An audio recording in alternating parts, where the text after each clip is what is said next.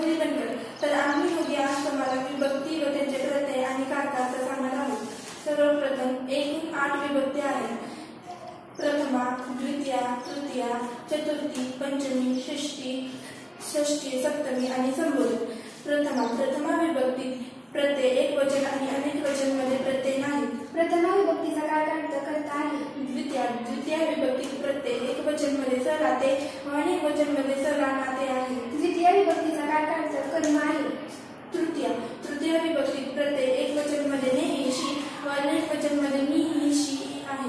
तृतीय विभक्तीचा कारकार्थ करण आहे। चतुर्थी विभक्तीत प्रत्यय एकवचन मध्ये स राहते व अनेक वचन मध्ये स राहते आहे। चतुर्थी विभक्तीचा कारकार्थ संप्रदान आहे। पंचमी विभक्तीत प्रत्यय एकवचन मध्ये उन्हून व अनेक वचन मध्ये सुद्धा उन्हून हा आहे।